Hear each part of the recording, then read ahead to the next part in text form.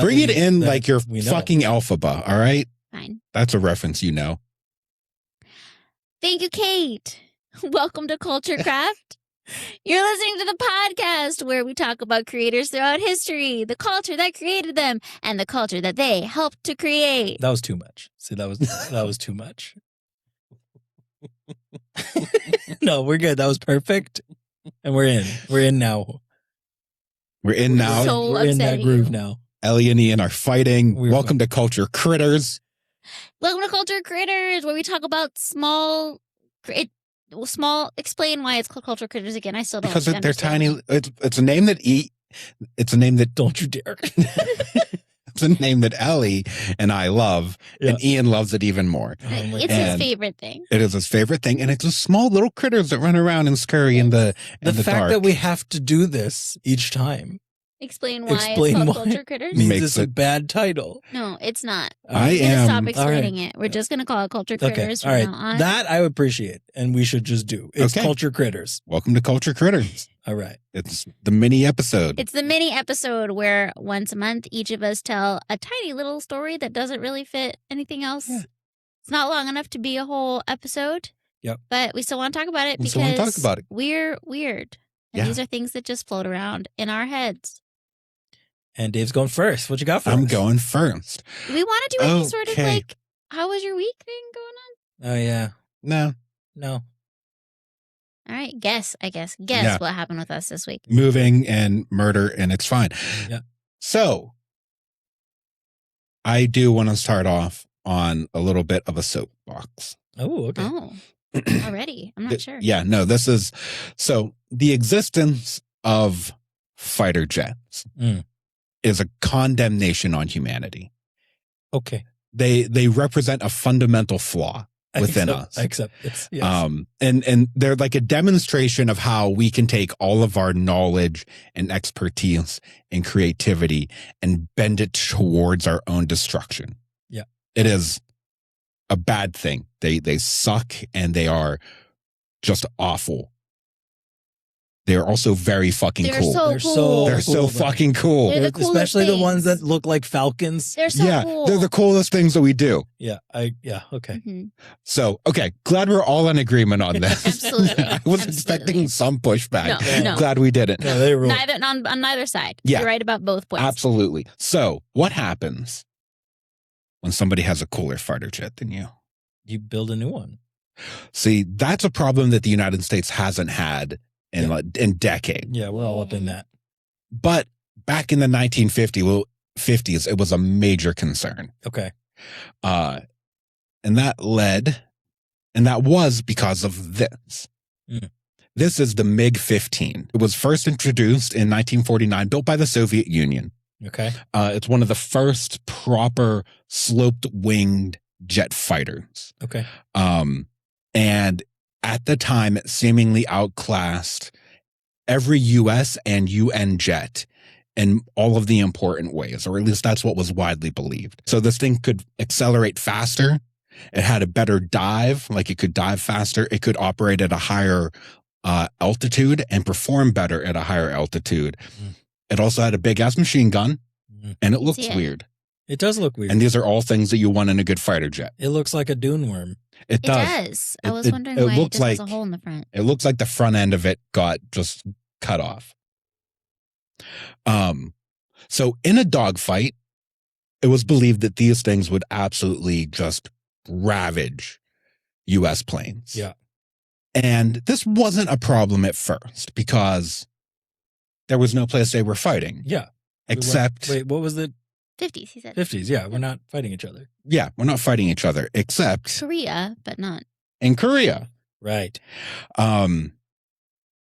Early in 1950, the Soviet Union gives the MiG-15 to Korean and Chinese forces Yeah. fighting in the Korean War. By gave them, I mean there were Russian pilots also flying okay, with okay. them. And this was becoming a problem because this was obviously a very powerful, very well-designed, very capable jet that could apparently run just laps around anything the U.S. was using, which was at the time this. Oh, that's Yeah. cool looking though. I mean, Also, very fucking cool. Yeah.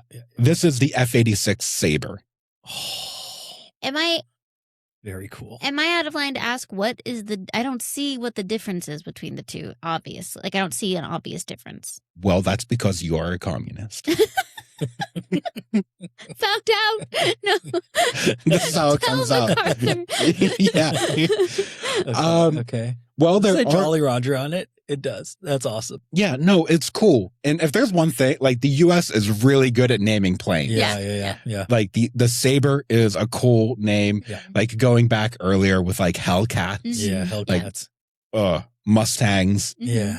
Fuck it, we're good at naming Spitfires. Spitfire. No, that's British. Oh shit. Also, though, great fucking name. Very, very You good name. ruin everything. I'm so sorry. Way I to didn't know they were ruin- British. It's such a. That doesn't sound like a British name. It doesn't. It sounds very It American. sounds very American. I mean, the British also have a really long history of naming like good names for. I mean, boats mostly, Boats. but yeah. That's true. I'll give them that. Like we called the dreadnoughts are called that because they made the first one. They're like, let's call it the dreadnought. Yeah, that is very, very cool. It's a good name. And now it's like just a name for big A class, shit. yeah. You asked what is the difference between this and the MiG, and everything that I listed at the beginning, like the acceleration, the dive abilities, like the altitude profile, all of those things the MiG was better at. Kinda. This is going to be a trend, and I don't want to give away too much. But the U.S. doesn't truly know the capabilities of the MiG. These are just the things that we are able to figure out from like watching it do some things, and from like information that is like leaked And like spies, yeah. and spies and things like This that. Cold War, yeah. The one thing that we do know is that when the two planes started to meet in Korea, they were pretty evenly matched. Cool. By the end of the war, the U.S. would have total domination. Yeah. And there's a few reasons for this.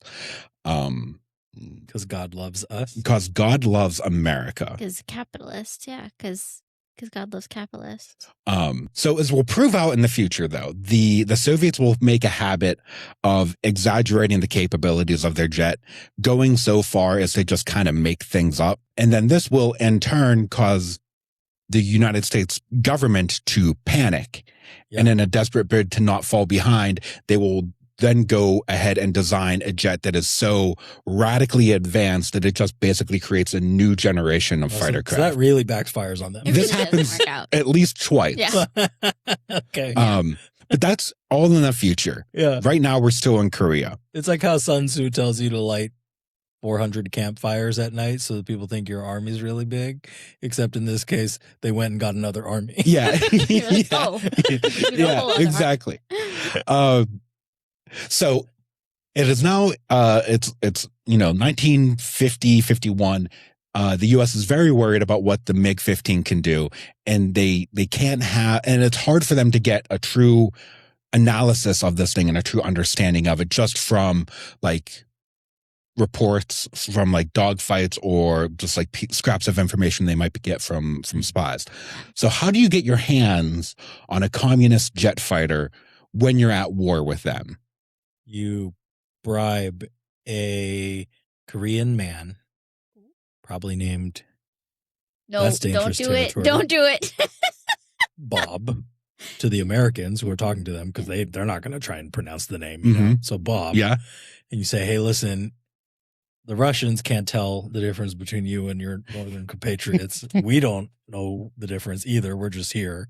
So can you go in there and get us one? And then they don't pay them. They renege on the deal, and then they give him up, and he dies. You are close on a number of aspects. Because that's what we do. It's what we do. We did that all up and down Asia. You must be called Captain Alan Abner. Okay. So Captain Alan Abner is a captain, obviously, in the Army's psychological warfare branch, which is just something cool that we have. Yeah. And he's reading reports of low morale in the Soviet Air Force. Yeah.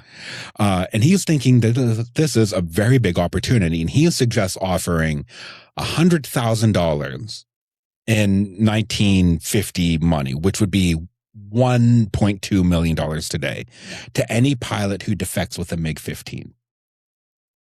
You could go to college like 3 times and buy 4 houses. You guys, do you know what's about to happen? Do you know what is going to happen? No. Well, stop guessing it. Oh, okay. Well, take us there. So I'm trying. You keep interrupting me. Take your time, but like get there. Like, get there. Get there as quickly as possible. So he suggests bribing these people with $100,000 to defect with a MiG and then receive asylum in any non-communist country. Cool. But you can't just offer Broadcast that. Yeah. So he suggests spreading this through like back channels and agents and spies. So communist forces in Korea will hear about it without necessarily knowing that the U.S. Army is instigating it. The fact that this whole thing is defect to the U.S. and we'll pay you a bunch of money. Yeah. It kind of falls apart when you think about it for a second. Yeah, like obviously the U.S. has to be behind it. Yeah. It's not just like other communists are just suggest like, hey, I bet if we go over there, they'll give us money. Yeah, it's a crazy thing to take a gamble on. Yeah. If it's not backed by the So he has to keep it top secret. And he takes it to the Pentagon where they begin discussing the idea. And within a week, the Washington Post runs a story about it. So What? immediately out of the bag. Yeah, okay. But that might not be the genesis for how this thing that is about to happen happens. Yeah. Another version of the events is that General Mark Clark, he writes in his book From the Danube to the Yalu. And this is really fucking stupid, what is about to happen here. Okay. So this version is there's an unnamed war correspondent who writes a fake interview with a fake Air Force general. And in that fake interview, the fake general suggests this idea of paying somebody to defect. Yeah. The Far East Air Force, which is a division of the U.S. Air Force, headquartered in Japan, gets their hands on this fake story, like it, and they move it up the chain of command. It eventually gets to Washington, where it's passed around the State Department, who really likes it. So they send a memo back down to the Department of the Army, who then sends a message back to Mark Clark to do it. That's incredible. So this takes a while. And by March 1953, the Joint Chiefs sign off on it. And that's when it gets back to Clark. Clark then names this Operation Moolah. Moolah. Because it's giving away Giving money. money, sure. $10,000 to the first pilot to defect with a MiG-15, and then $50,000 to any other pilots who defect with a MiG-15. It's planning to give away a lot of money. Yeah. And he starts it very intelligently during a operation of prisoner transfer. So he wants to get that word of mouth marketing. Yeah. Wait, how much? Sorry, how much was it to the first dude? $100,000. $100,000. $100,000. So Steep decline to 10,000. Yeah, to 15. For the same amount. No, of risk. 50. 50. 100,000 for the first, 50 for the second, and Okay, I subsequent. misheard you the first time. I thought you said 10 and 15. No. Okay. Yeah, 150. Okay. So I would have taken that deal. I would have taken that deal. And you want to be the first one. Yeah, you want to be, get there first. Yeah, I think that's sort of the idea, right? Like you entice people to You're like, be the first. Now. And, Yeah, I gotta do this now.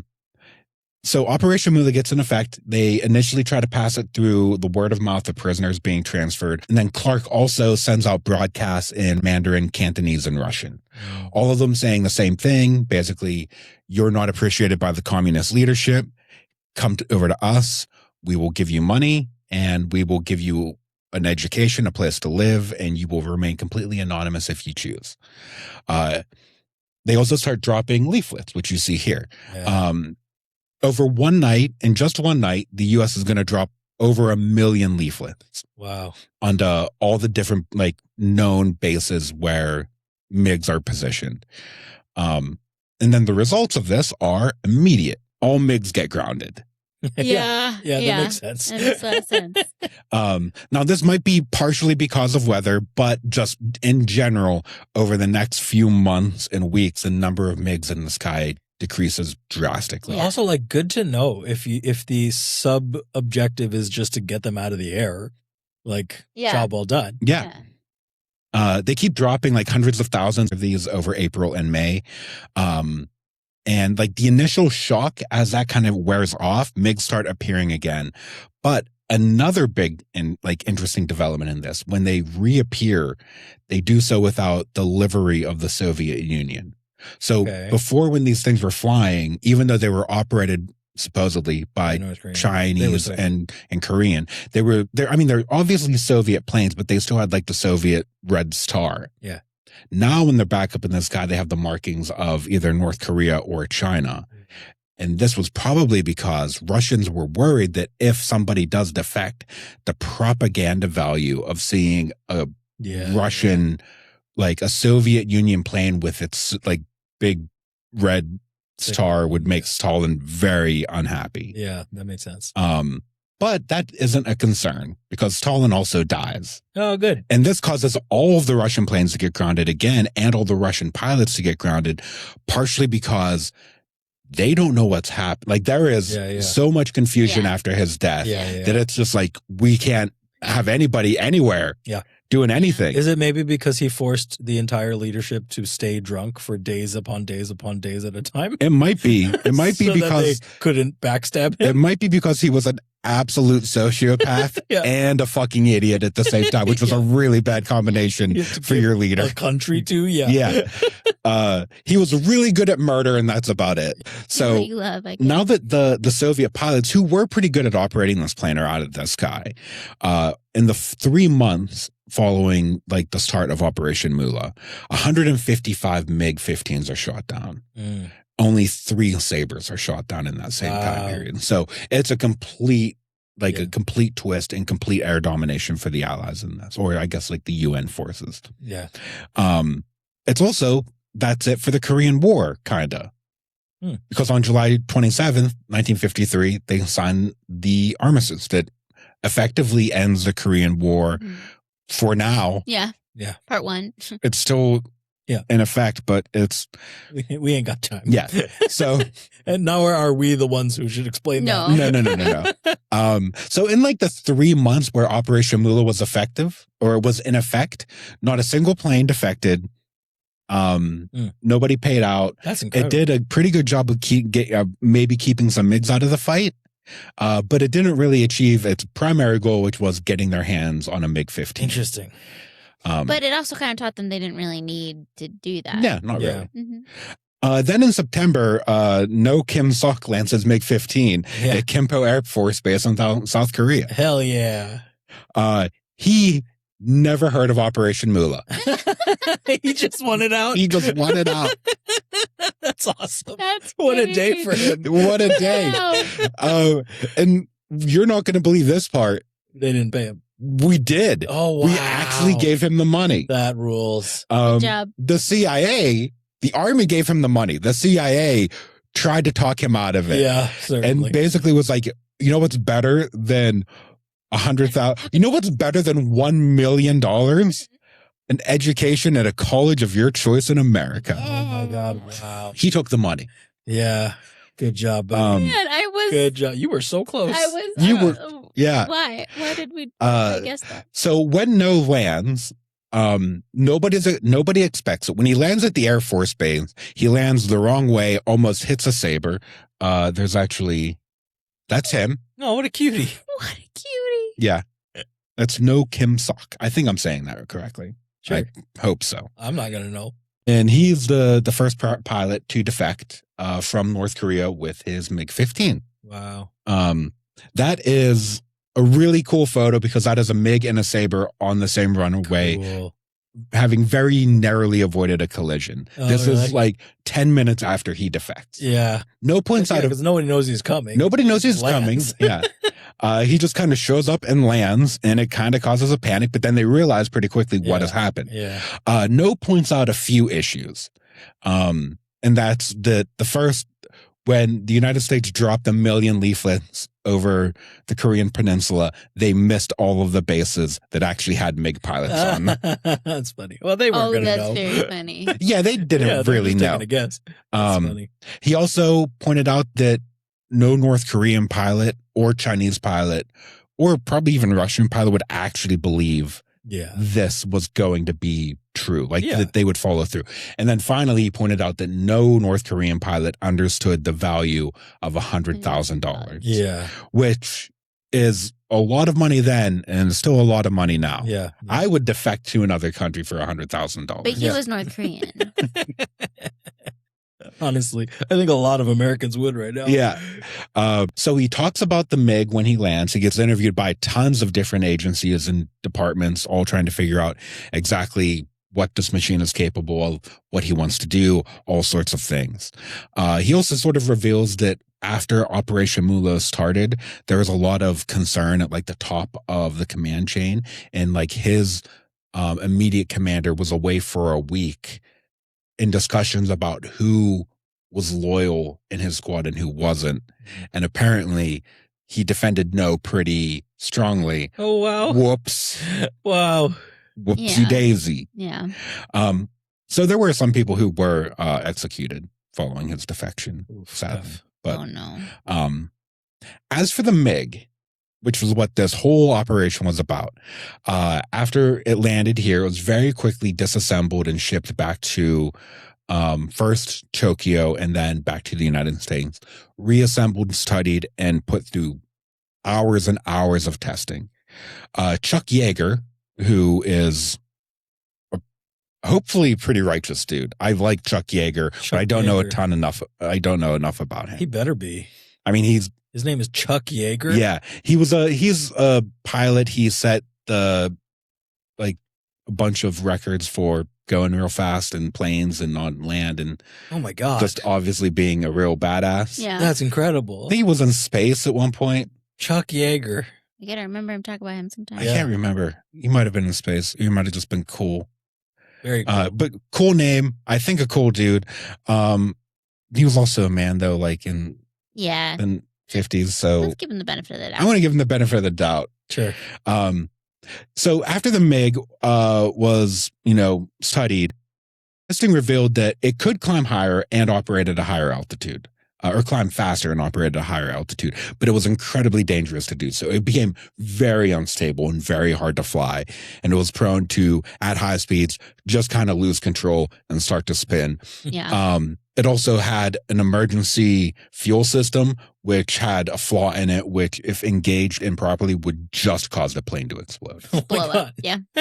So it was not this Yeah. world super beater technology, machine yeah. that they thought. Mhm. And after playing around with it, Yeager and all the other pilots basically concluded that it is at best comparable to the Sabre. Yeah. And then Chuck Yeager, in again, pretty fantastic fashion, says, quote, "The pilot with the most experience will whip your ass no matter what you're flying." I love that.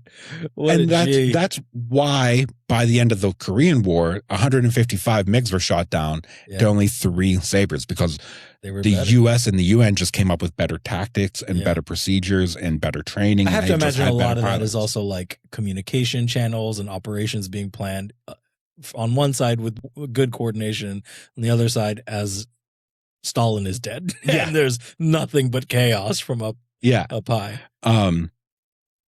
So yeah, that's Fascinating. another shot of his plane. That's actually after it was reassembled. Yeah. And here's US a Air MiG Force. 15 with U.S. Air Force Yeah, markings That's on it. great. And then after all of this, it is reassembled and now in the National Museum, in the National Museum of the Air Force. Cool. Uh, What do we know what happened to the guy? So in 1976, well, this is not about the guy. In 1976, Operation Fast Buck, which was the exact same idea here, worked and got that's how we got our hands on a MiG-25. The MiG-25 follows the exact same pattern, by the way. Everyone's like, this is the greatest plane ever made. We get our hands on it and like, this thing sucks. And I think the MiG-25 is what caused us to make the F-14. Wow. So we get better every time. Every time we just Yeah. it's like, oh, the Russians are like, we made the best plane ever. And then the Americans actually make the best plane ever. Yeah. As for No, he moves to the U.S. He changes his name to Kenneth Rao. Sweet. He goes to the University of Delaware. Nice. He becomes an aeronautical engineer Oh. and a professor. He gets married. He briefly meets Richard Nixon. Cool. He has 3 kids. He writes a book about, defecting in all of his life. And then he goes the way of the flesh in December of 2022 at the age of 90. Oh my God, he made it to 22. He made it to 2022. Wow. And he dies in Daytona Beach, Florida, Yeah. which I think That's where you want to die. is Yeah. kind of the American dream. Yeah. And I don't necessarily mean that 100% positively, No. but But it is, yeah. that's where he was in 2022. And it's kind of where we all are in 2026. Is that where the village is? No, but it's Yeah, same vibes. same vibes. Well, Daytona Beach, it's got like car racing and stuff like that, but it's just Florida. It's Florida. It's Florida. Cool. I mean, he got out of North Korea at the exact right time Yeah, and then really did. stayed in Florida maybe a couple years too long, but you can't blame him for that. Yeah. Wow, good for him. Yeah. What a cool story. Thank you, Dave. Yeah, that's Operation Moolah. Awesome. I've never thought about that before, how we get like intel on. Yeah, we bribe people. If Yeah, we can't steal it, we just bribe Yeah, them. we just that's bribe it. great. It's I a love good it. idea. And the thing, we're not the only people to do this. Like Chinese forces have used this exact same plan. Like Mossad has used this exact same plan. Anybody we do leafleting campaigns across North Korea still. Yeah. People do that to try and disseminate information. Yeah, I mean, if he hadn't have defected and he'd survived the war, he would have lived the rest of his life in North Korea. So, Yeah. We had a think friend. We grew up with a friend. my opinion is he made a pretty good decision. Yeah, I think for sure. he also was of the opinion that he made a good Yeah. decision. Like he never once was like, maybe I should have stayed. Like, Yeah. no, he was 100% on board. Like this was the right call for me. That's awesome. We had a friend growing up whose family was involved. South Korean family was involved with a church network that organized getting people out of like defectors, getting people from who successfully made it across no man's land into South Korea, getting them out of there to the Philippines where they could learn English and just kind of detox and find their footing. So he always had someone staying with them who was a North Korean escapee and refugee It has to be at the house. so. And, yeah. Like, I mean, fascinating in a way. That's very like Yeah. inhumane. But like Yeah. to the culture shock of coming out of North Korea. Yeah, it's got to be crazy.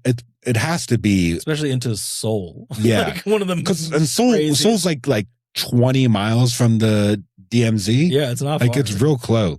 Yeah. It has to be the craziest fucking thing. Yeah. Well, thank you for that story. That's fascinating. Yeah. Also, I would, for the record, we do not coordinate what our topics are going to be in any way. We don't know what we're going to talk about on these culture critters, but I'm going to talk about things that involve the U.S. Air Force, Really? the word Jaeger, and very similar energy. That's So, incredible. All It's right. kind of worked out. Cool. Okay, we're going to do a little swapperoo, and we'll be on to the next one. Yeah. That's why it's a critter. That's Well, why we're the critters. we're the We're the critters. critters. I don't know how I feel about that, but okay. Okay, I'm gonna start us out. Hi, my name's Ian. Hello, Ian. Welcome. I have a couple casual questions to start us out. Oh, Q&A. Okay. Question number 1: is Yugoslavia a country? It's a trap. It's a trap. I learned this. He asked me this question yesterday, and I was like, yeah. Yeah. I was wrong. I was also wrong. Is it not? It is not a country anymore. I didn't know that. Who knew? Yeah, it was kind of a very big deal that it isn't a country anymore. Oh, as it you'll is. Soon It find is out. balkanized. Yep. I should have known that. Yeah, I should have known it too. I've known We all should have known people from like it. Oh yeah. yeah. Okay. Bad job, question- David, bad Fucking job. bad me. Yeah. Well, no, I mean, yeah, I feel like we all need a better education system. Number 2, how do you feel about genocide? Pro, con, I mean, against, I, I have nay? You know, the piece of me down to my very core, just because you're asking me this question know. on the podcast, Yeah, you're going to go opposition. makes me absolutely need to say pro. Yeah. I know. can't do it. You can't do I it. We're talking about can't do it. genocide. It's yeah. bad. I Can't think do it. I think maybe you have a good enough reason. Okay. What if they're all kind of being annoying? Yeah. But hot take, pro pesticide. Oh, okay. Pro-pesticide, anti-genocide. That's the kind of nuance you can expect. Yeah, there you go. I like that. I am pro all of it. All right, last question. Which is all genocide. Pro whatever you're gonna pro anything. Any side. Everything. Honestly, You're just game. He's Yeah. just on side for any whatever side. you want to. I'm saying yes to everything today. Okay. Third question. What happens when you merge Kit from Knight Rider, Mad Max, and a holy warrior from the Danish Jaeger Corps? Yes. What the fuck are you talking about? You get this. That is the Wait, coolest. do it one more time. We are merging Kit, the car from Knight Rider, Yeah. I've never heard of that. Mad Max, and a holy warrior from the Danish Jaeger Corps, Danish Special Forces.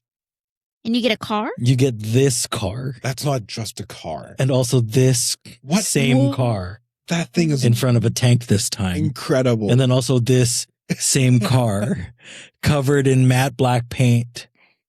You're going to hear all about it. It's just the Batmobile. I love it. You get Did this car commit genocide? no, the opposite. This car stops the genocide?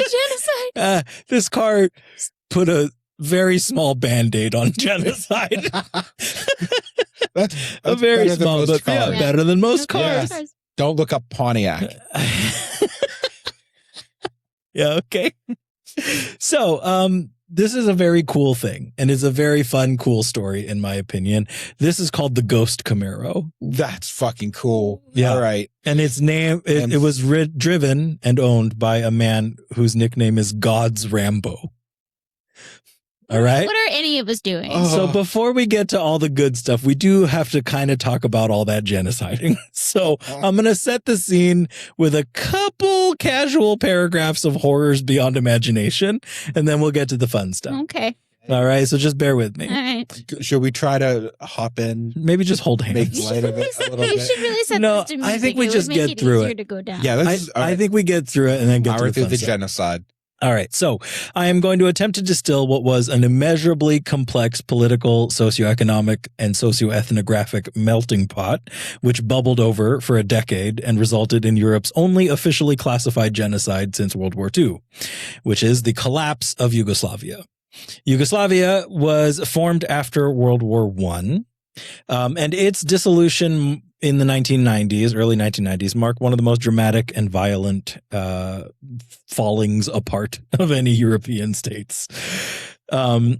It used to be Ottoman Empire territory. Then World War I happens, and the Yugoslavian Republic was formed, and it was a federation of 6 different republics, and it was home to a complex mosaic of ethnicities, religions, and national identities.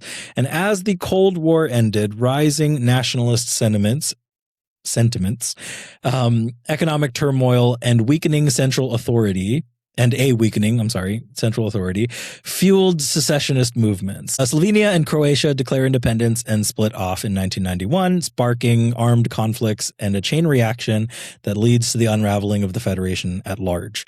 The political vacuum left by the disintegration of the Yugoslavian state sets the stage for a ton more violence, specifically in what is now Bosnia and Herzegovina, where competing claims among the Bosniaks, the Serbs, and the Croats, I think is how you pronounce that, because Croats feels rude, so I'm going to say Croats. Croatian. Erupted. Well, I don't know. Croatian might be referred to the state specifically rather than the maybe. people. I don't know. I'm Everything I I read- just need to point out how deeply embarrassed I am. Why? I went to college with at least 4 people from in and around. Like, From this experience? yes, Wow. yes. That sucks. I'm so sorry. I'm like deeply embarrassed. None we of can them edit care it. Yeah, I don't think they care. or about me. They Mhm. probably care They about probably care about the genocide. This, yeah. the genocide that they escaped. Or perpetrated? No, no. Um, Unfortunately, Okay. there's a reason they were here. Oh, man. Well, I'm glad they got out. Yeah, good for them. Okay. Basically, the 6 republics are like drawing lines and splitting off, and it's mostly forming around ethnic boundaries, as you might expect. But in the mix, there forms a multi-ethnic socialist republic of Bosnia and Herzegovina. It is made up of about 44% Muslim Bosniaks, 33% Orthodox Serbs, and 17% Catholic Croats. And they pass a referendum for independence on the 29th of February, 1992. And they are officially recognized as a new nation state by the international community in April of that year. Well, let me tell you, not I'm everybody. Sorry, what's the new nation state? It is called the Socialist Republic of Bosnia and Herzegovina. And that was the one that was a blend of parties organizing and creating this new nation state. And not everyone was super happy about that, including and especially Radovan Karadzic. Very cool name, very shitty dude. Very cool hair. It looks like both his name and his hair happened by getting struck by lightning. He was backed by another leader named Slobodan something Milosevic. that I'm not. Yeah, Slobodan Milosevic. Fun names, bad dudes. How do I know the name? Yeah, you got there. don't You got remember that. that. I was impressed. Slobodan, though. I mean, Slobodan's good. Slobodan is It's a memorable name. name. Yeah. So Radovan, was an Orthodox Serb, and he wasn't so happy about this big happy family nation coming up around him. He doesn't look happy about it. Doesn't look happy about He's definitely not happy these days. So he led a Serbian party that wanted Serbian control over what they saw as their Serbian nation. So immediately after the Socialist Republic of Bosnia and Herzegovina is internationally recognized, Radovan leads a secessionist movement, declares war. They call themselves the Republic of the Serb People of Bosnia and Herzegovina, and they immediately get to genociding folks. So the start date of the Bosnian War is most commonly agreed to be April 2nd, 1992, which is just after this all happens, which also is considered the starting date of the Bosnian genocide. So they got to work right away. Why was he invited to the party? He led the Serbian party and they split off and started. But I mean, like, if you're the group that is, so the whole Yugoslavia in itself is balkanizing, right? Yep. Mm-hmm. And then there's a particular group that's like, let's be the one group that isn't dividing by ethnicity and try to be like a multicultural, welcoming, actual, like, functioning country. Yeah. Why do they let this guy in? So they didn't really. He was a leader of his own political party. And basically, as these papers are being drawn up and they form this nation state and they come up with all the things that you have to do that. I don't know if it's a constitution or what. They peel away. So they were already an established Serbian political party.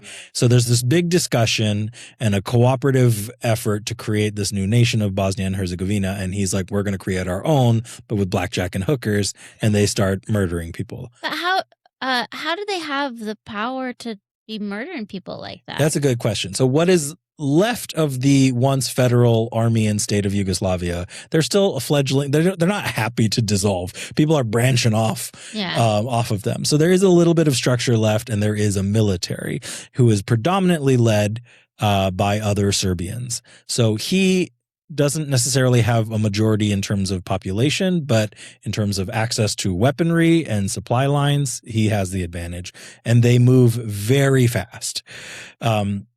See, this is what happens when you pick a heavy topic.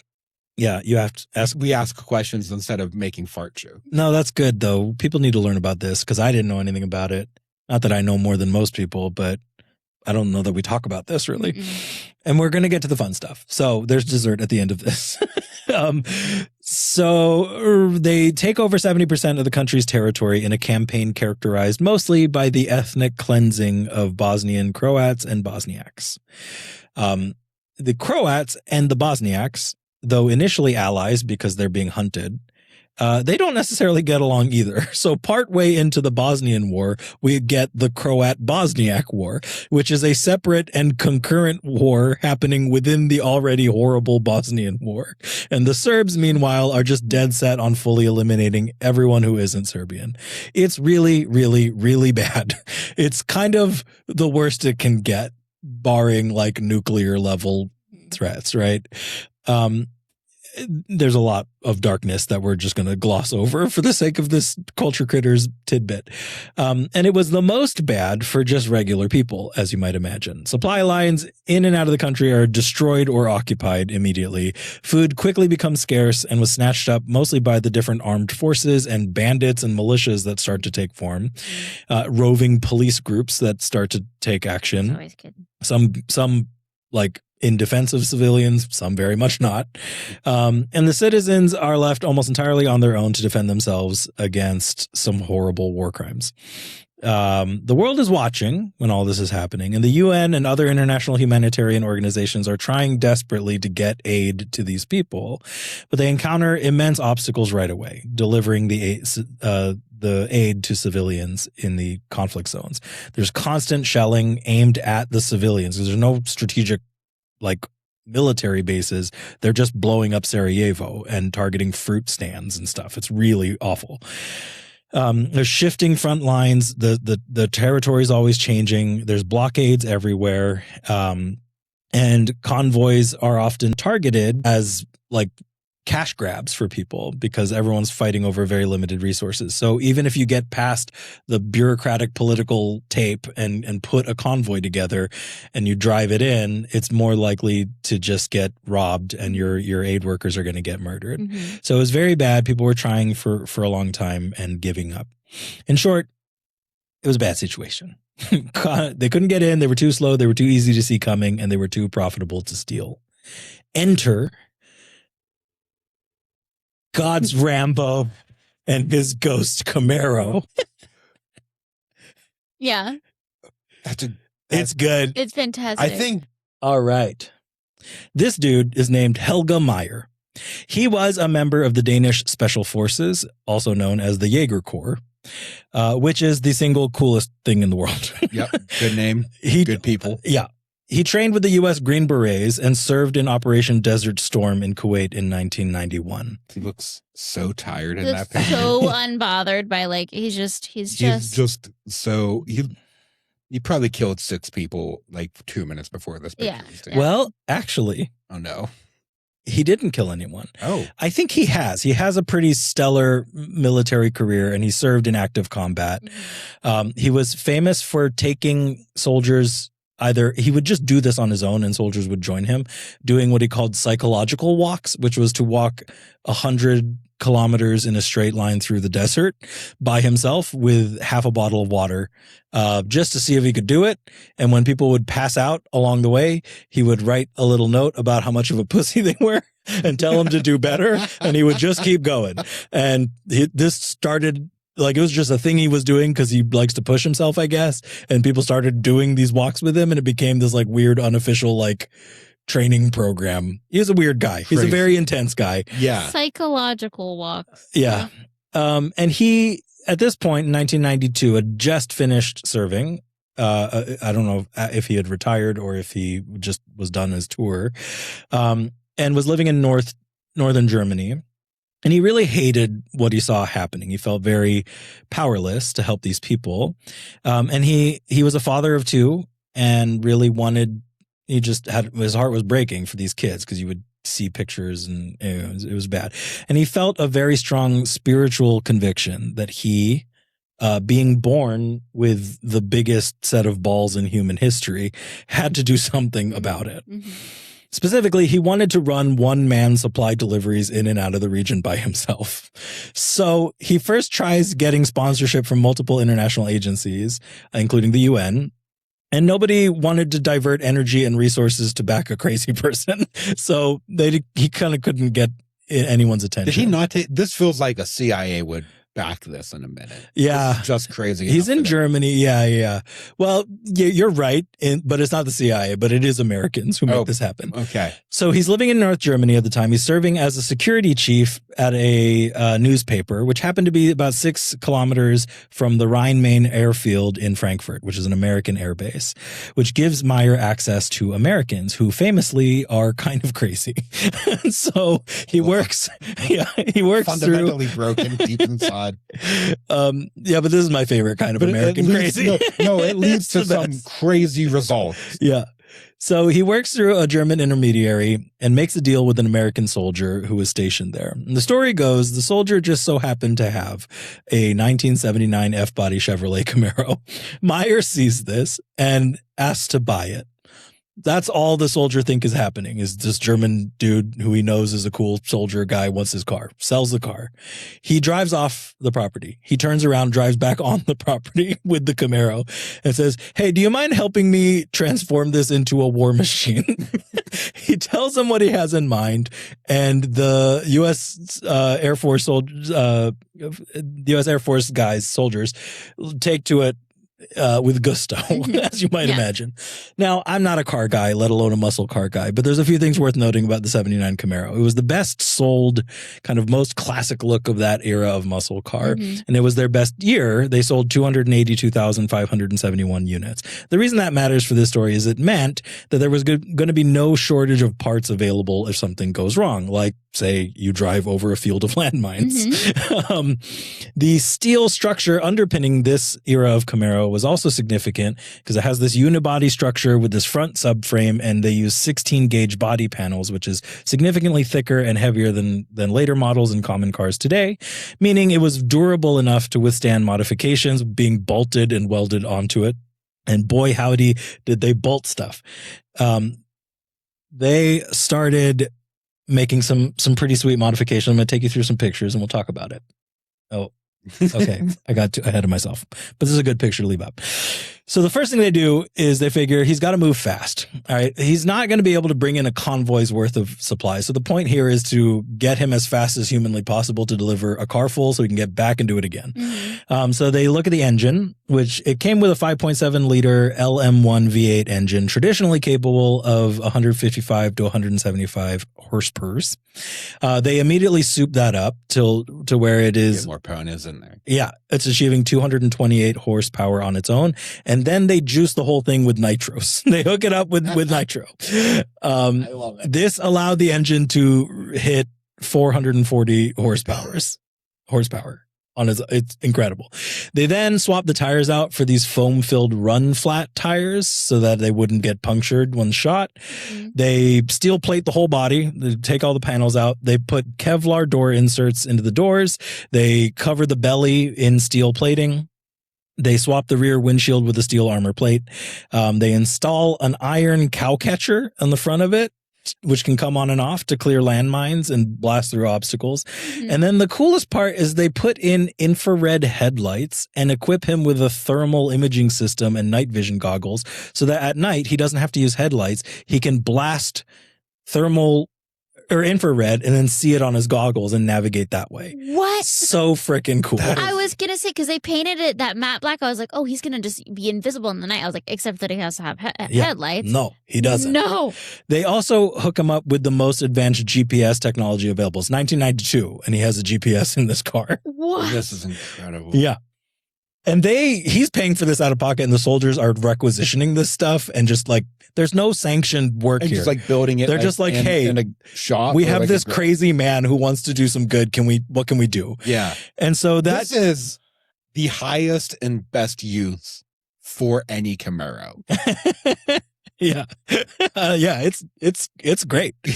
So they, as you can see, the most notable thing is they paint the whole thing matte black, and they specifically use the paint that is reserved for stealth bombers and fighter jets and the whole thing, which functionally makes it invisible to thermal and radar detection. Incredible. And with the windows blackened and the headlights off, it's functionally invisible to the eye as well.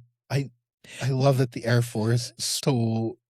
Yeah. Well, they got permission they basically just went to their higher ups and were like, we got to help this guy out. Like, what can we do? Yeah. They took to it. It's such a minuscule amount of paint for that car compared to like a B2. Yeah. And this took a while. Like, this didn't just happen in a day. But it's also this is one of those things that this is a tiny investment that could have such huge benefits. And I mean, you're talking about it, so I assume some real good comes out of it. Yeah, absolutely. I'm trying to see which picture is next. Okay, good. Yeah. Here's of the front. So the only thing that did not get the blackout treatment was a yellow rubber ducky which lived nestled prominently behind the grill. So word gets around as they're putting this thing together. The soldiers requisition the material. They're talking around about it. And now that there's kind of an unofficial backing of the U.S. Army, the UN decides, okay, maybe this guy's actually serious and not crazy. So they start to put together supplies. And they get to work kind of coordinating a drop off of supplies for the Ghost Camaro to bring. Other Americans from the Rhine-Main 21st Replacement Battalion organize a campaign of donors. This is just volunteering their time and money. They raise $12,000 for Meyer, and they outfit him in Kevlar and give him a helmet. Famously, they then offer him, the guy who sold the car offers him a pistol, and he replies, the only weapon I need is my Bible. He brought a hatchet with him, which he used to get to source wood, but that's it. He did not carry any weapons other than his Bible. Wow. Yeah, very interesting guy. Also, I do like that he keeps a license plate on the car. Yeah. Yeah. Like, I might be going into a war zone. I don't think he has the license plate in the moment. Yeah. Okay. Just a side note. One of my favorite things about this story is that people had camcorders at this era and like were taking photos. So there's a ton of photos and videos that you can find of this guy, which is awesome. It's not something that is common for our topics. So finally, Meyer's own countrymen decide to get involved, and this happened in the form of the Lego company. The Lego company gets involved, and they give him a ton of toys and packages to Lego to deliver. Oh, to give to kids. Yes, which effectively turns him into Mad Max Santa Claus. So, fully loaded. You need to stop for a minute. You keep saying new things. It's awesome. Like they're normal. And I can't follow any of it because it keeps getting weirder. Yeah.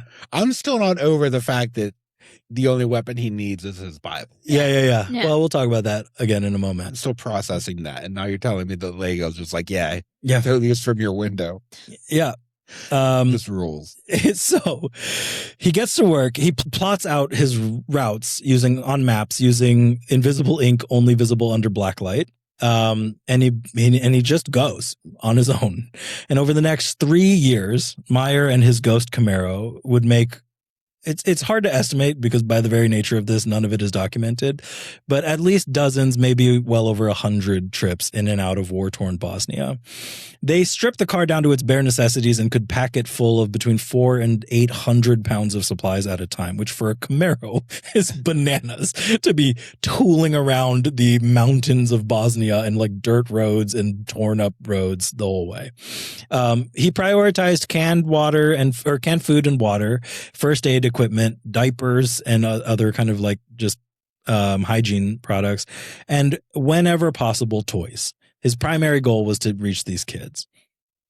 Soon, the telltale rumble of the invisible Camaro became a welcome sound for the villages and towns around the territory because it heralded some of the only relief the civilians would find for a long time to come. There are a few anecdotes worth mentioning, but it's hard to find anything kind of documented. So this is mostly coming from his book that he wrote and other people's testimony about the experience. And he's moving like mostly surplus supplies. So it's also hard to find like orders of the stuff and where it went. It was not documented well. But his goal was not to be able to deliver like bulk aid. It was just to give people enough to get by and keep going and hit as many people as he could. So a few stories that are worth retelling. First of all, the car was able to break 125 miles an hour in 13 seconds. And one of his biggest threats perpetually was these blockades that would pop up from all the different militias and armed forces moving around. So he had to be able to pull up, assess the situation, and just blast past it as quickly as he could if he needed to, which he had to do many, many times. There are multiple occasions where he just barrels straight through the checkpoint with his middle finger out the window. The Camaro withstood barrage after barrage of gunfire, and the reinforced steel plating on the belly put up with multiple discharged landmines. The cowcatcher made work of that too. On one occasion, a sniper managed to shoot through the front windshield and struck him in the head.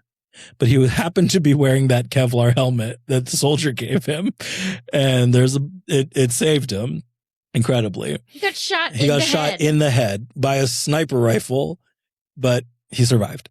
He cites in his book entitled Gott's Rambo, which is only in German, unfortunately, and I would love to be able to read it, and I can't, and it makes me sad, that his biggest fear was not that the enemies were shooting to kill, but that they were shooting to maim his car. His biggest fear was that they would get a hold of the supplies and the vehicle. He's the most car guy I've ever heard.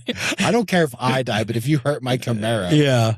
I think he was more concerned about the supplies, and like you could do a lot of bad with that. I choose to believe that it was. He loves this car. He still owns this car to this day. I mean, why would you can't get rid of it? Yeah. What are you? Yeah, we're gonna sell.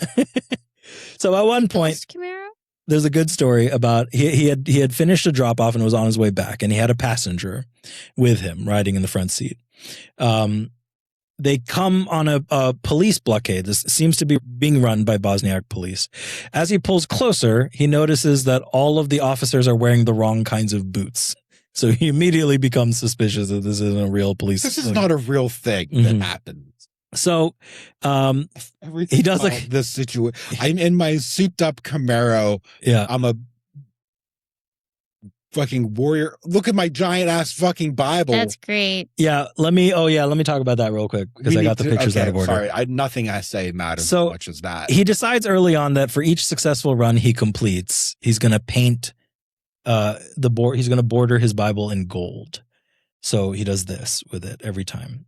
And as you can kind of see here, he got a good chunk of the way through the Bible. There's a lot of pages in the Bible. He did a bunch of runs. That's kind of the closest thing we have to a record of his work, though. Okay, so going back a little bit, they're approaching. This is the weirdest guy. He and a passenger are approaching this blockade. Mm-hmm. He becomes aware that these are not potentially friendly police officers, and in fact, probably are bandits of some kind. So he doesn't panic. His passenger starts to freak out a little bit. What he does instead is he throw that giant Bible at them? No. Because that would... He does this. He puts on studded gloves and a bandana, and he fires up a cigar, and he tells the passenger to fart as much as possible so that the car becomes awful to be close to. And then he takes his flashlight and throws a shirt over it so it kind of looks like a gun. And he rolls up to the blockade, opens the window. He doesn't say anything. The police come in to supposedly do a check, and they immediately let him go. No. They want nothing to do with this. No. So he just thunder guns his way through. Look at him. He's incredible. I can't. The studded I'm not Mad robbing Max. that guy. I don't care who. Yeah, I'm not going to rob that guy. You need to fart as much as you can. Just make this like unbearable to be near, and we need to be very intimidating so they leave us alone so I can blast through this place. And it works. I just don't understand anything that is happening anymore. Well, if you are confident and you're intimidating, you can do a lot. You know, the car's terrifying. He's terrifying. If I'm one of those bandits, I'm going to be like, not this one. They made the right choice. I'm not faulting the bandits. No. Yeah. I'm just wondering how I am the same species as that man. This guy. Yeah, he's incredible. So, one last little story here. According to Meyer, his most memorable moment was in the town of Varese. He was looking for a place to sleep very late at night. And he noticed a candle and body heat with his thermal scanner. So he goes up to the building where he sees that, and he knocks on the door, and the candle immediately goes out. So he knocks again and announces that he was with the U.S. Army, and the door opens, and there's a very old man in the door. All right. So older man opens the door, and there was also with him a young woman with a newborn baby. All three are obviously malnourished and dirty. So he immediately brings them food, water, and soap. And he sat there with the old man in silence, the old man reading his Quran and Meyer reading his Bible. And after a few hours, he leaves the family to go to sleep in his car. But he's woken up moments later by the young woman knocking on his window. And when he opens the door, she lays her baby on his chest and just lets him hold the baby for a while. He holds the baby through the night, crying and praying. And he says this is a moment he'll never forget in his life. That's it. The story ends positively as far as I know. Don't worry. But I mean, just this like beautiful, beautiful, horrible moment of holding this newborn baby in the midst of this chaos in his car. After 3 years of fighting, the Bosnian War comes to an end when a peace treaty is signed in Dayton, Ohio, for some reason. What? The Dayton Accords. We're gonna move on. There was still. How is that the most absurd thing that has happened? Yeah, the war ended in Dayton, Ohio. I don't know why. I'm so mad. But there was still a lot of work to be done. More than 2 million people had been displaced, and over 100,000 people that we know of or documented were killed. So he kept making runs, completing over 100 in the higher estimations. Helge Meyer is a perfect archetype of a paladin. He's a holy pacifist warrior who went of his own free will into the heart of conflict. He's survived the experience, and he still owns the car. This is him in the late Oh my aughts. gosh. Oh my. He painted it orange. Are you positive that when that woman gave him the baby, she wasn't just introducing him to his son? Because somehow he was I already. just feel like from that never picture, met I before, am pregnant but- Look at because him. of that picture. That's I what imagine back in the day. I'm not suggesting that he physically impregnated her, but I think She you're just right. got I pregnant. think just I This think there's- immaculate conception. There's Her. just, she just watched him drive by and was every like, "Oh, person that can get pregnant within 5 miles of him in his Camaro just gets pregnant when he drives through. Yeah, look yeah, at that yeah. man! Okay. Incredible." Yeah, this is him in the early 2000s or late 2000s actually, or late aughts. I mean, I love the driving glove. it is Such worth. a choice. Yeah, those are his studded gloves, you know. It's worth noting that he has been criticized by some people for being a bit of a showman. He really loves telling his story. I mean, obviously. I He mean, clearly has a flair for the dramatics. And people accuse him of having selfish motivations behind doing all of this. But my response to that is, who gives a shit? This dude literally fed starving people. That was an actual real bullet in his Kevlar helmet. What was his motive? Like, my Yeah. motivation is to drive by Glory, cool I ass guess. cars. I guess. Yeah. I don't know. Okay, that's fine. And it's not like he's gotten rich off the story. Nobody knows about this. He wrote Yeah. a book in 2009 in German, and then it hasn't, This feels like it could be adopted for like a movie or something, yeah. but nobody would believe it. But There's only one. Yeah, I know, right? Yeah. This should absolutely be a movie. nothing about the like. You just told me the story, and I know you're telling me the truth, and I don't believe a single fucking word of it. So,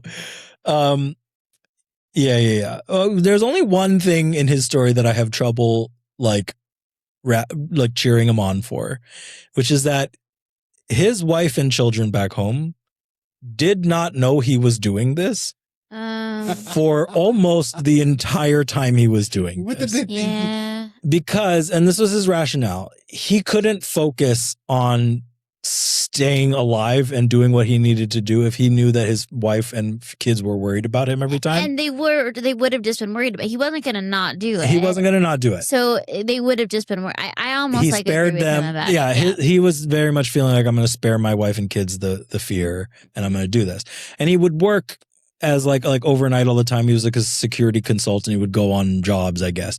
So there was just like a running thing that if they tried to reach him, people just said, "Oh, he's out on a job." But he would be out for like many days at a time before driving back to Germany. He's driving to and from Germany every time.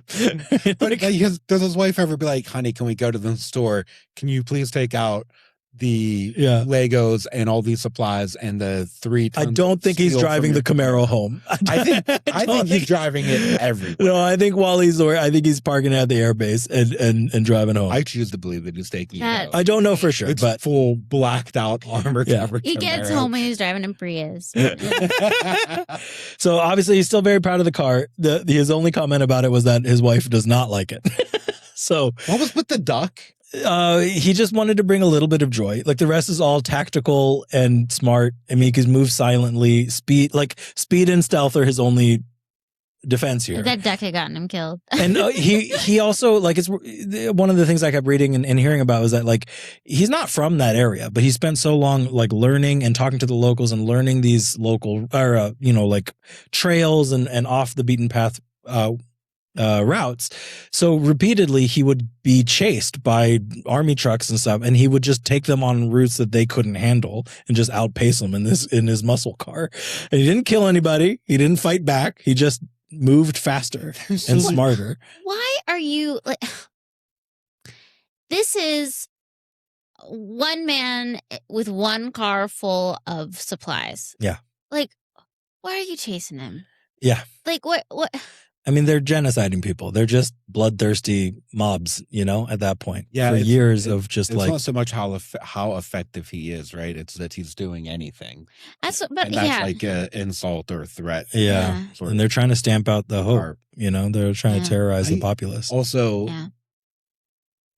a Camaro is not good for off-roading. Yeah, well, this one was. I don't know what to tell you. This one was. I don't think you can make it good for off-roading. He disagrees. I think History his driver disagrees. was good at off. Yeah, maybe. Yeah, Like a Camaro is good in straight lines. Like, yeah. it doesn't have the suspension or like I don't know. They tricked it out. They tricked it out. Fuck you. I don't know the details. I'm sorry. I don't know it's not the whole thing. So I don't know how to react to anything. I only have one final note, which is the last public record I could find of him talking was about the Russo-Ukrainian war in 2024. And he just said he was heartbroken that he couldn't go. He really wanted to continue his work, but he's 76 and he had to admit that it was going to be too much for him. But still to this day, he would, if he could, go be doing this in Ukraine. So yeah, that's it. He's a real badass, an absolute hero. Helga Meyer, God's Amazing. Rambo. That's Amazing. incredible. There you go. Great job. Great job. Okay. So the last time we were talking about culture cuties, I talked about the English Civil Wars. And that's kind of where we start today as well. Okay. People I think I only talk about 17th and 18th century England, but that's not true.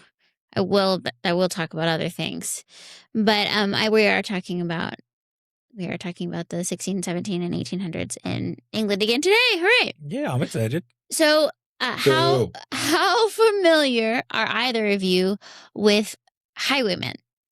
Quite. Oh no. I don't know that. Well, no, I don't know. Maybe not. I think I mix them with pirate knowledge. Yeah, they feel very piratey, don't they? And they're kind of piratey time. Yeah. So are you talking about the supergroup? I'm not talking about the supergroup, though.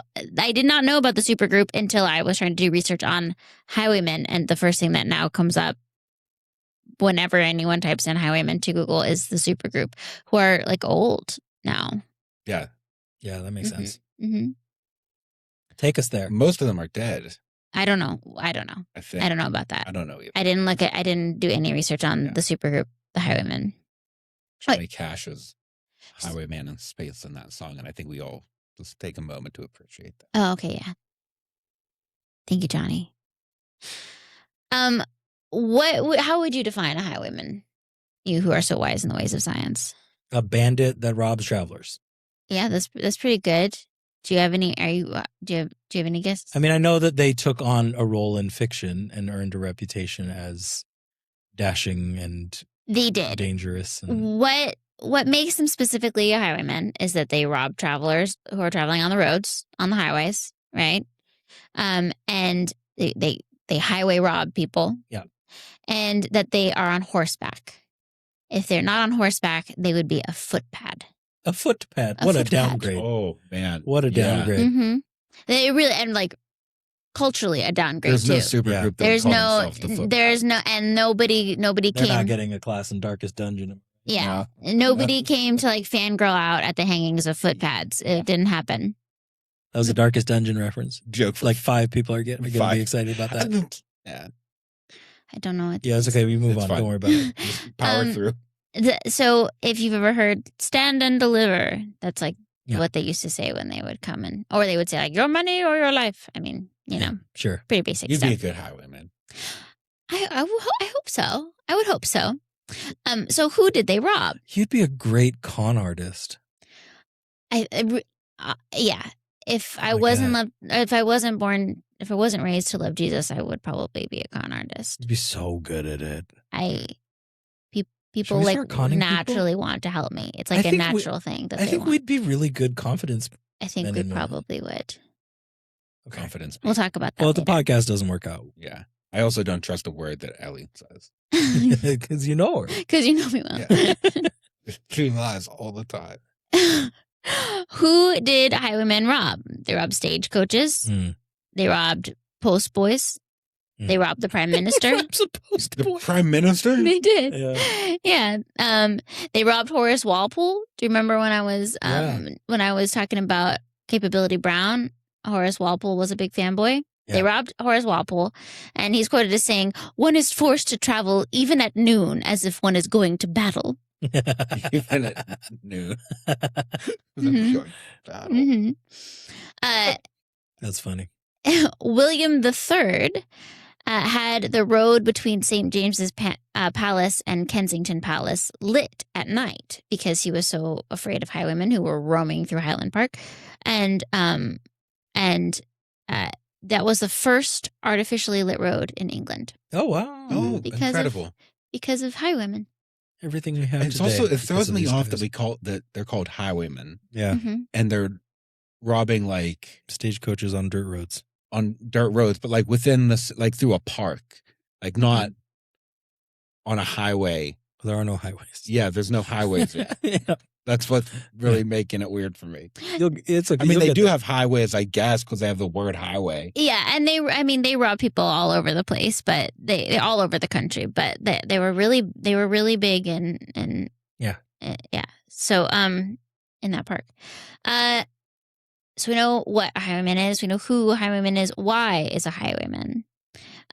Many officers and soldiers in the Civil Wars and the French Wars became highwaymen because they were kind of like disenfranchised. They didn't have anywhere to go, and they needed money, so they started robbing people.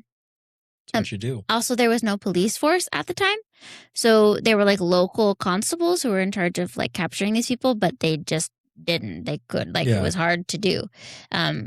Also, like they would just like an American Western, they would just like put a thing over their face, and then like nobody could anything. no people would be like, I don't know if that was him. He had a thing on his nose, like so It was so easy to do. it was so easy. You could see the guy would be like in the pub with your wallet, and you'd be like, it might have been him.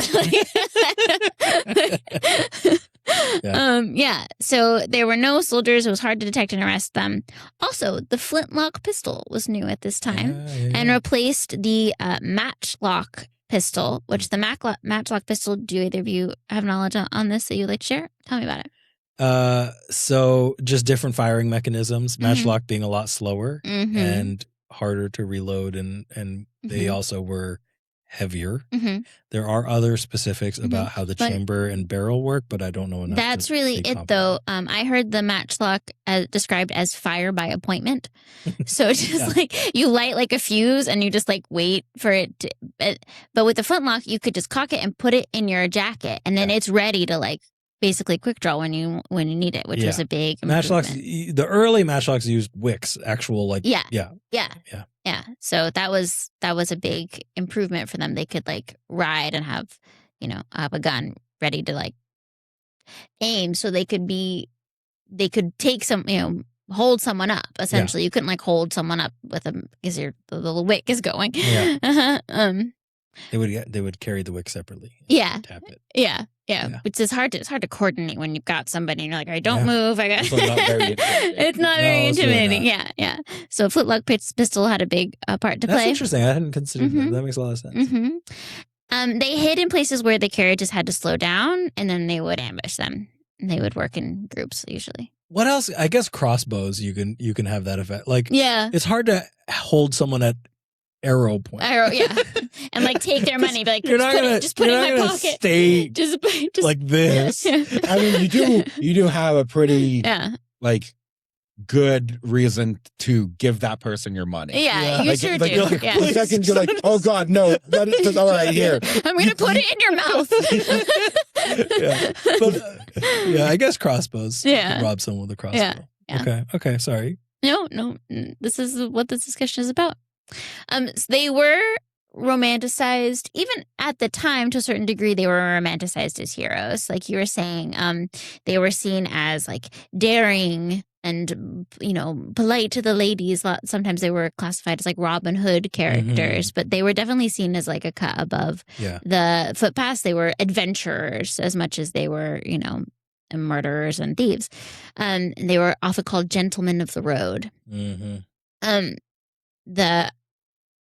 I first heard about Highwaymen from the poem called The Highwaymen. That was not written until 1906, but are you guys familiar with that poem? I don't read poetry. Okay, it's a very famous poem. I know you know it from Anne of Green Gables, where she is reciting. She has to recite. It's fine. I'm straight. Don't worry about it. She has to recite a poem. It's fine. I'm a guy. I like girls. It's fine. I do cool guy stuff. What's wrong with reading Anne of Green Gables? Wait, no, you said something about a dark dungeon thing before, right? That was cool. There you go. I don't think that makes sense. That doesn't earn me any cred.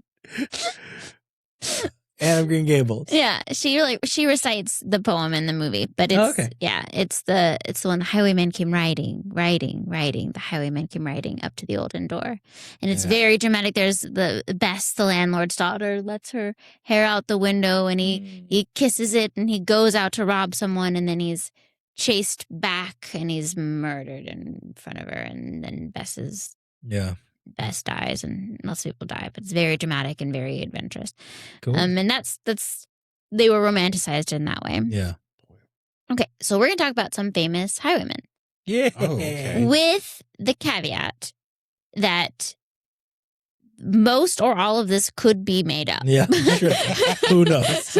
Who knows? I'm going to tell it all as though this is what really happened.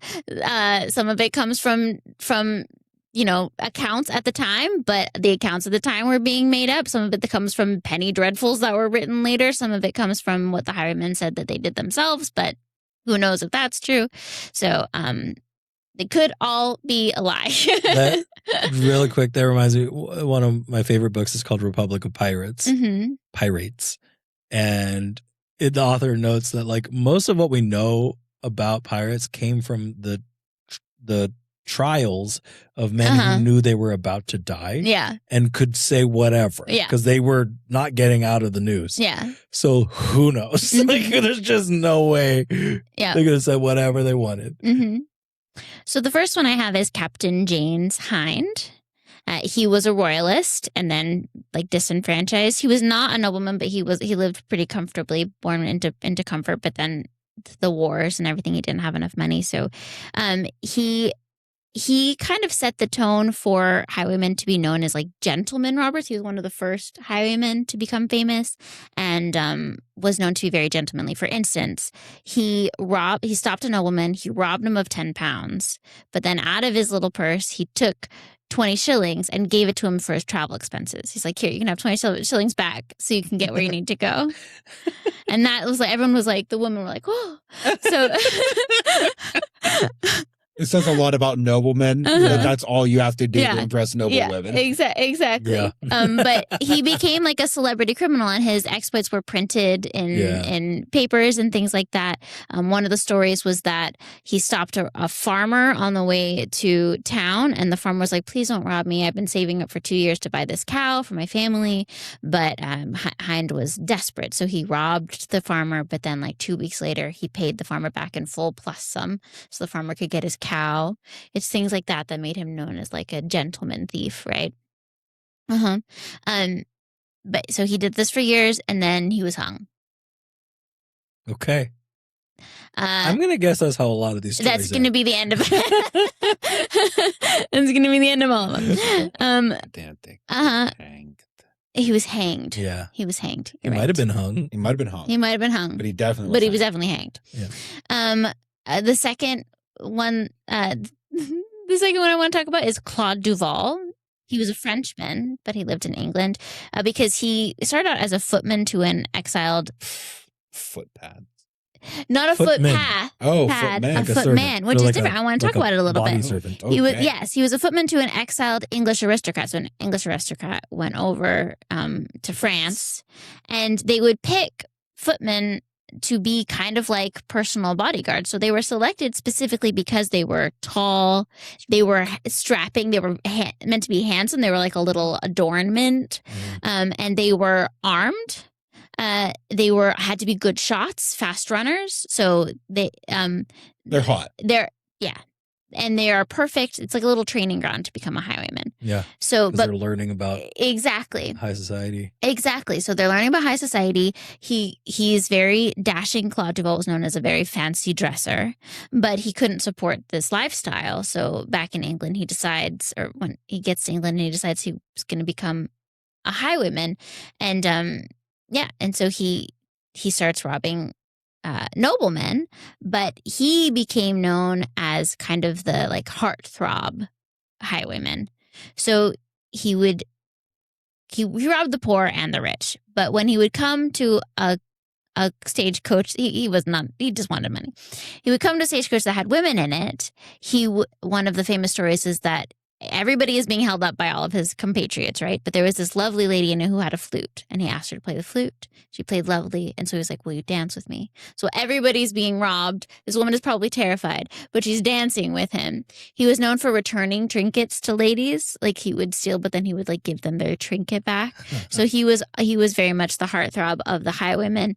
He gets caught eventually because he robbed someone. He's so excited that they got all this money. He heads to the nearest pub. He gets blackout drunk. And then the police just show up and they're like, all right. And then they just load him up. And so he gets caught eventually from doing that. And a bunch of ladies show up at his trial to like try and intervene. But they are not successful. And he is hanged. Basically Joey Fatone. I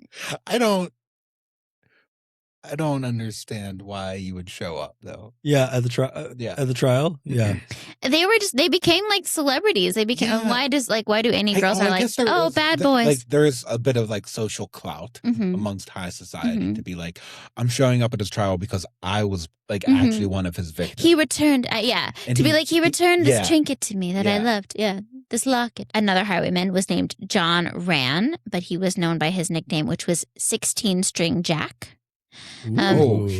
Because he wore 16 strings tied onto his shoes to represent how many times he'd been acquitted for robbery. That's funny. So there was a point where he was like 7-string Jack. Yeah, there was a point where he was That's a clumsy moniker. 5-string Jack. 8-string Jack. It works up until you get to the teens. Yeah. 22-string Jack. 12-string Jack is where you have to stop. Yeah. He is famous for being very entertaining at the gallows. Like, he was like, people were laughing. He was cracking jokes the whole time. So he became very popular after his death as like, this is what a highwayman should be. Like, go out there, be adventurous, but then when we catch you and we hang you, entertain us. Make us laugh. Yeah. Wow. Yeah. And he was hanged. It is important to remember how bored people must have been all the time. Yeah, they show up to be like, just watch the guy get killed. Watch the guy get murdered. He was really funny before he died. It was great. What the hell else are we gonna do? Next is John Nevinson, known as Swift Nicks. Swift Nicks is pretty good. Pretty good. Pretty good. That's good. He's known by that name because he robbed someone in the north. Rode through the night so quickly at a speed that nobody believed that he could do it. His alibi was literally just being in a different place in the morning so fast that nobody believed he could possibly be. Yeah. So he gets off his horse. He like cleans himself up. He walks onto a bowling green and greets the mayor of the town where his trial comes up for doing this robbery in the north, and the mayor was like, he was with me. Yeah. There's no way he could have been there. That's a good way to do it. One of the perks of having a fast horse. My God. Yeah. Just being a good rider. The horse died. Yeah. Its heart exploded. The mayor was his alibi. I love the image of him just riding a horse to the mayor. It dies. It dies. He like combat rules off of it. He's just like, what's up? Yeah. He's like, who's doing brunch today? Yeah, exactly. Brunch today. Exactly. He escaped from prison 3 times. One time he just got out. Second time he was on a boat to be transported to Australia, and he just jumped off the boat. Wow. And swam away and got away. There's that confusion area where before sea law takes place and the Navy has rules and land laws there. Everyone's just pointing at If you're close enough to the beach, there's a loophole. Yeah. The third time he got out because he faked being sick. He got one of the guys in his crew to be a doctor and declare him dead. They took him out. I love this guy. They took him out. Swift Nick's fucking and he rules. woke up. And he got out of being hanged by just pretending to be dead already. Oh my God, no one's ever thought of just pretending to be dead. He did it. He did it. They didn't have anybody else. A guy just walked in from his crew and was just like, I'm a doctor. He's dead. Well, I believe him. I believe you. Here, take the body. Do whatever you want with it. What am I supposed to do with it? We don't need it anymore. The doctor, that guy's dead. I'll take care of it. Don't worry. You don't worry about it. Go home. The courtesy. This is the thing doctors do. Yeah, we just courteously take the bodies. Cadaver removal. Exactly. I don't want to do anything weird with the body. I just want to fuck it. Like, okay, all right. Like, of course, that's what you do. But the benefit of him Get being... this fucking weird doctor the body. Get him out of here. The benefit of him being declared dead officially is that he then got to rob people as his own ghost. Oh, that rules. That's great. Swift Nicks. And then I assume when he gets caught again, somebody else in his crew just shows up and be like, hey, I'm a lawyer. You can't be dead and do crime. You can't be dead and You're like, do oh, crime. shit, let him go again. That would have been nice, except it didn't work because eventually he was hanged. Okay. Sir Humphrey Knaston? Ooh. Nasty. Sir Humphrey Humpy Nasty. Humpy Nasty Humpy Nasty. was, as you can tell by the name, a nobleman. Yeah, he was, but he inherited actually like quite a bit of property and land, but he couldn't pay for it because of all the stuff going on. So he decided to become a highwayman. He was pretty quickly found out as a highwayman, but not physically captured. Yeah, people were like, I know who you are. But not... You own all of this land. You're like the guy everyone knows here. We all pay you tax. Also, I think his father who had died, by the time he was doing this, his father had passed, but his father was like the sheriff of the county. That's so funny. High sheriff of the county before. So like everyone was like, we know you. I used to buy weed off of the guy who was the son of the police chief in that area. Yeah. Rules. It's So that I'm kind of assuming it's situation. Yeah. It's That kind of situation. But so he knew he couldn't like stay at the house. So he went into a cave. You can tour the cave where he lived for like a long time. Set up his he just lived out of a cave. He was never caught by the authorities because the way he was never caught was he would rob, but then he would give to the locals. They thought of him as a Robin Hood. So like the authorities would come and be like, where is this dude? And they'd be like, I don't know. Meanwhile, they're like going to his cave and getting a bunch of stuff and like bringing him things. But they'd be like, who are you talking about? So that's how he was just never caught. The police tried setting up a bridge trap for him where they just took out like the middle of the bridge. Wow. But like kept the railing. So they were thinking on his horse named Beelzebub. Awesome.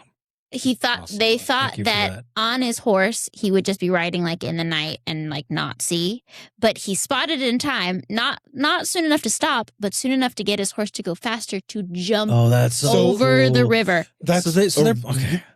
That's a Roadrunner cartoon mode. Yeah. So you can also go to the place where he supposedly just jumped the river on Beelzebub to get away from to get it.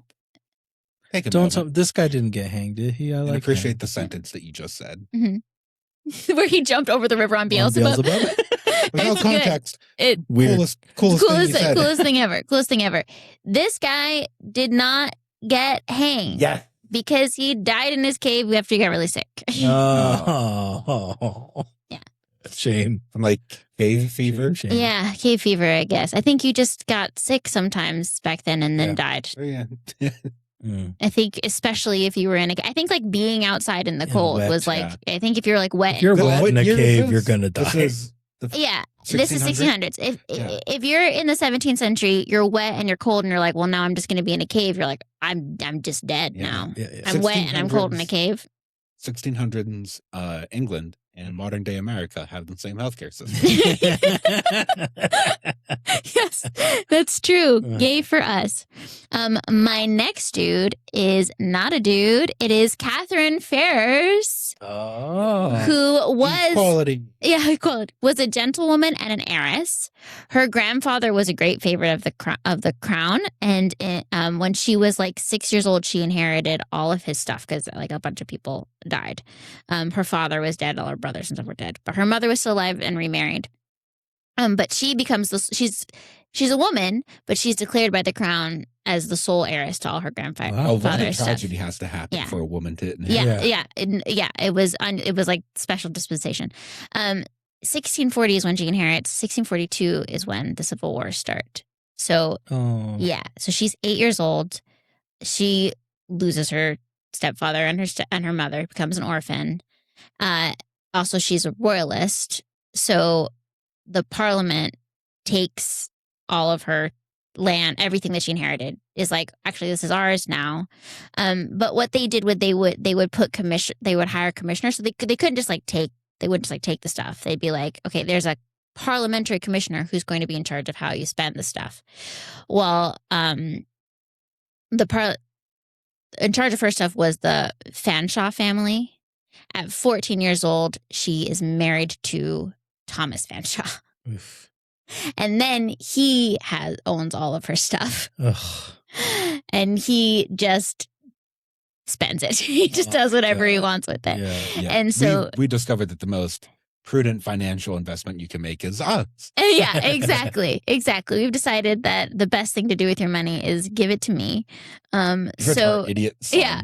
So he spends like all of her money and is off at war, and he's in prison for a while and just kind of being reckless. So she's just at home with no money, nothing to do. So she decides to become a highwayman. Awesome. She will invite people to the home, like noble families, like host a big dinner. And then when they leave, she changes into men's clothing and she robs them. Yes. Hell yes. That rules. That's so Oh my God. Is she doing this by herself? I think she has a partner. In the story, she has a partner, but she's called the Wicked Lady. I mean, they did have That's to so figure it fucking out, cool. right? Like, Yeah. like If multiple people are getting I robbed on their just way talked. home. I from know the- your voice. I don't talked to you think so. 10 She had minutes. something over her nose. I'm telling you. If you put something over your nose and just go up an octave. Yeah, they or down. Like Or there's down just for not her. there, and like nobody in this time was going to be like this like lovely frail noblewoman in her early 20s is robbing everybody. Like they weren't. Oh my God, they that were not. rules. Oh man. Yeah. Oh, she's relying on like being Yeah. impolite Yeah. to accuse her. of Yeah. Or I Exactly. think, yeah, it would just be impossible to even consider. Mhm. But if multiple people are getting robbed on their way home from her dinner parties, Yeah. And it the doesn't stories, take a genius. well, but the stories would be that she would be. Well, I don't know that she would rob multiple on the same night, but No, I she know, would but- like, yeah, but multiple times. The stories would be that she would be like, oh, bed, and then everyone would be like, all right, we're going, and she's like, oh, I simply cannot make it up the stairs, and then they get robbed. But she was so sleepy, it couldn't have been It her. wasn't her. She was so sleepy. She had a doctor come in and just be like, "This woman's tired."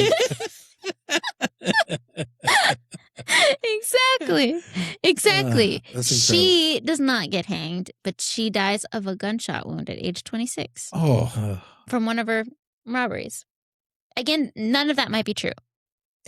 Like there are I'm with you. I'm choosing to believe like this like is all- literally this this rules. might not be true at all. She was a real person. Like all the Yeah. facts I stated about her are true, but none of the other stuff might be true. Okay.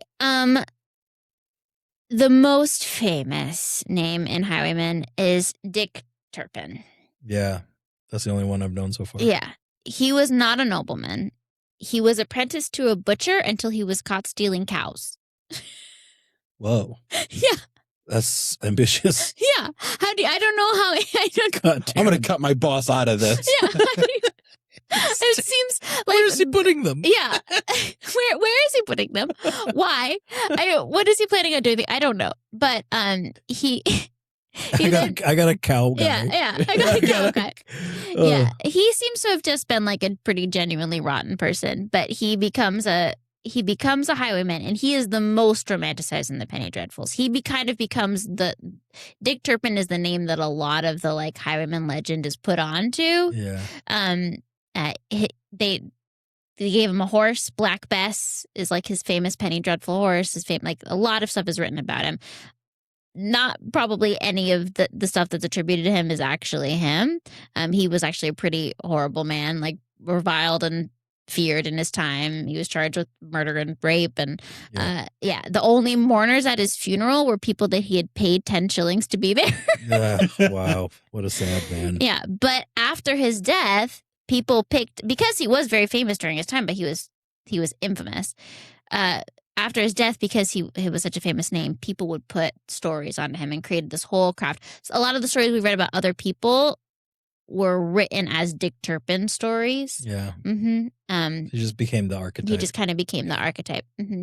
But it is a good reminder that like these people were like robbing and hurting people. Yeah, like, they're not good people. They're not good guys. But like the only one you can be remotely sympathetic for is the lady who had all of her stuff stolen when she was 14. Yeah, in but a even marriage. Still, she was robbing people at gunpoint. Like that's and she died violently. Yeah. Yeah. Shame.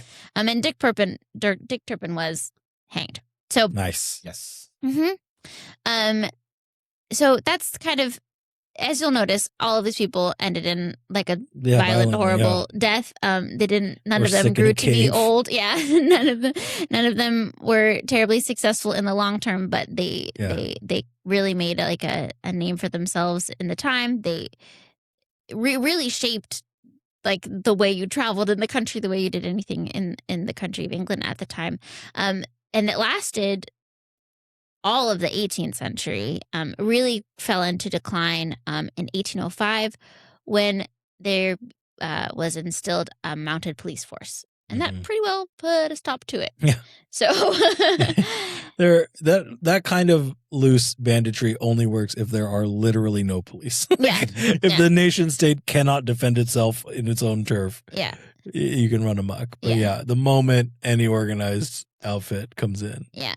So I loved that so much. That was just like a fun tour through Highwayman history. Yeah. So if you didn't know like when or where or who Highwaymen before now, you know. Swift Nicks rules. Yeah. Beelzebub dude. Yeah. Also rules. Absolutely. What was his name? They all have such similar names. They're either Jack or John or it's also Humphrey, Sir Humphrey. Oh, that was Sir Humphrey. Mm-hmm. He didn't have a fun nickname, but his horse did. That counts more. The asymmetry of things is always kind of intriguing. Like, all you need is a mask and 5 miles to defeat anything trying to discover you. And the only solution to that is a nationwide police force. Yeah. Like, you have to, like, the state has to escalate so much to overcome. Yeah. Do it in a mask and a fast horse. Yeah, absolutely. Or a lady who's just outside of his neighborhood. Yeah. Who's just like, I'm going to do this. I don't want to go far. I don't got all day. Yeah. But like, I just got to go. To come back home. Thank you for that. That was delightful. You're welcome. That was very good. Yeah. I'm so glad. Yeah.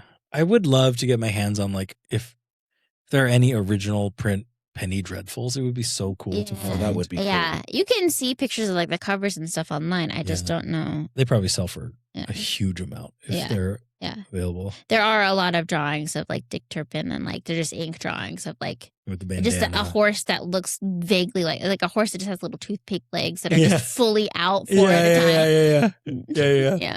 I know what you mean. Yeah. He always has the bandana, right? Yeah. Very cool. Well, this opens the door. You opened the door. To pirates, to cowboy history. Like, I'll talk about Vikings. Might do a culture critter about people who died valiantly on bridges. I know of 8 that I could talk about. I know stands I know on at least bridges. one dude you're going to talk about, and I'm very excited. This is great. I love that your new format of let's just talk about some dudes and a girl I'm so into it. Well, We're talking about 7 guys who died heroically on a bridge and 1 silly woman who had to be there. Yeah. Cut that. We haven't said anything really problematic this episode. I don't think so. So I cut think that part. We've kind of avoided it. Yeah, Good yeah. job, I us. just mocked women. Yeah. Please. No, I'm not going to do that. Well, Thank you for joining us these culture cuties. And This is a good one. culture Critters. All right. Yeah, we have to do the. that's really fun. Hey guys, Ian here. Just wanted to include this drop to say we are finally and kind of reluctantly on social media. Please do help us spread the word of the show. We're really hoping to grow this thing. We really enjoy doing it. It makes us laugh. And hopefully it makes you guys laugh and kind of appreciate a little bit more about how our weird world came to be the way it is and the weirdos who made it happen. So a great way to kind of stay abreast of our show and upcoming releases is going to be to follow us on Instagram. You can find us at culturecraft_show on Instagram. You can also find us on YouTube with Culturecraft Show at Culturecraft Show. So those are the main channels where we'll be uploading shorts and clips and kind of teasers about our episodes as we come out. We've recorded a fair few of these already and have some really fun things coming down the pipeline. A bunch of crazy culture critters and crazy stories. So yeah, please give us a follow at culturecraft_show on Instagram.